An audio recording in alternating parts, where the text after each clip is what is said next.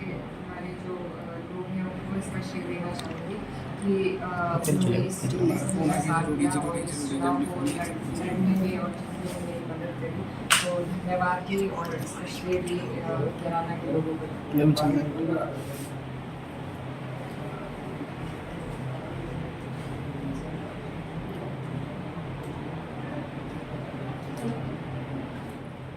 जी यहाँ पर बेरोज़गारी और महंगाई जो कि पूरे देश में भी मुद्दा है, हमारे यहाँ पर भी वही मुद्दे हैं। यहाँ पर क्योंकि ये गन्ना बेल्ट है, किसानों का मुद्दा भी बहुत अहम रहा है और उनकी जो पेमेंट है वक्त से नहीं हो पाती है, बिलों के आगे धरना देना पड़ता है पेमेंट के लिए, तो वो एक बड़ा मुद्दा रहा है। और साथ ही में जिस तरीके से भाजपा ने हमारे समाज को तोड़ने का काम किया है और उनके जो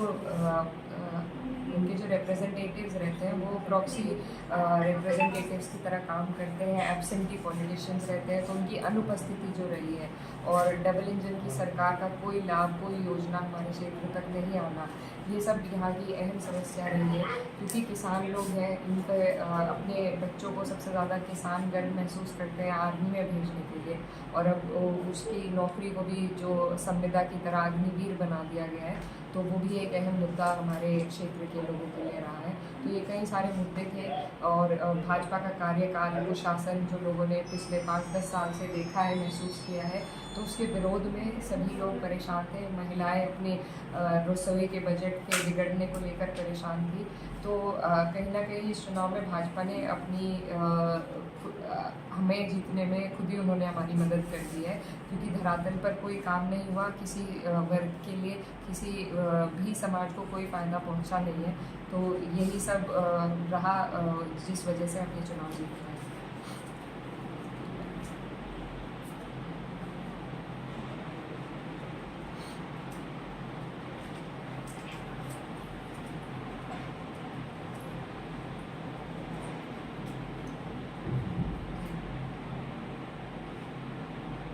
देखिए, हमारे जो क्षेत्र के मुद्दे हैं उनमें सबसे अहम है किसानों का मुद्दा। तो जब भी कैराना की आवाज़ उठेगी तो उसमें किसानों की बात होना ये हमारे लिए सबसे अहम है। साथ ही में मेरी प्राथमिकता रहेगी कि हम महिलाओं के लिए उच्च शिक्षा के लिए कुछ कर सकें, आवाज़ उठा सकें, क्योंकि यहाँ पर कोई उनके लिए ऐसी फैसिलिटी नहीं है जिसमें वो महिलाएं केवल पढ़ सकें, कोई ऐसा इंस्टीट्यूट नहीं है। तो उसके लिए हम प्रयास करेंगे। साथ ही बच्चों की शिक्षा के लिए और क्षेत्र का जो ओवरऑल विकास है, हाईवे ज़रूर बने हैं, लेकिन जो हमारा जो क्षेत्र है वो मेजॉरिटी में ग्रामीण क्षेत्र है और वहाँ पर जो रोड है और जो बिजली है, ऐसी बेसिक जो सुविधाएं हैं वो भी कई इलाकों में जनता तक नहीं पहुँची है, तो उन पर भी ध्यान दिया जाएगा।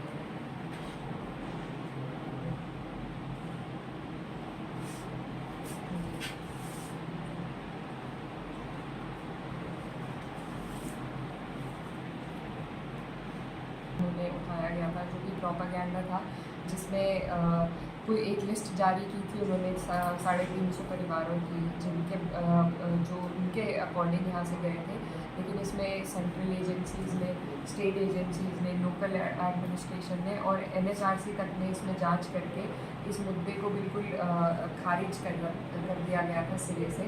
तो ये एक झूठा मुद्दा है, प्रोपागेंडा है, सिर्फ लोग समाज में विभाजन पैदा करने का एक मुद्दा था।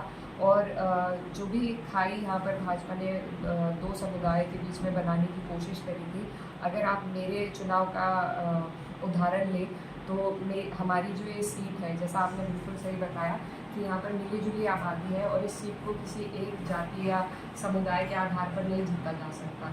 मेरी जीत ही इस बात का उदाहरण है कि हमें सर्व समाज का वोट मिला है और सर्व समाज ने मुझे अपनी बेटी मानकर मुझे यहाँ से जिताया है। तो कहीं ना कहीं एक भाईचारा इस चुनाव के माध्यम से हमारे क्षेत्र में स्थापित हुआ है और यही हमारी कोशिश रहेगी कि हम इस भाईचारे को बनाकर रखें, मजबूत रखें और सर्व समाज के लिए काम करें।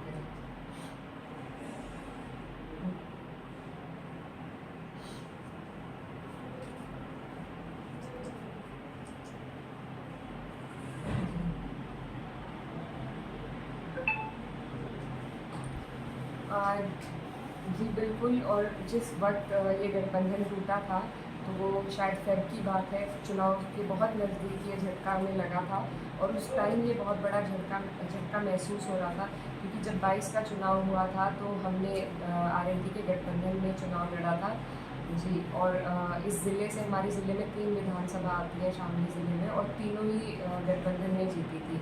यहाँ से हमने भाजपा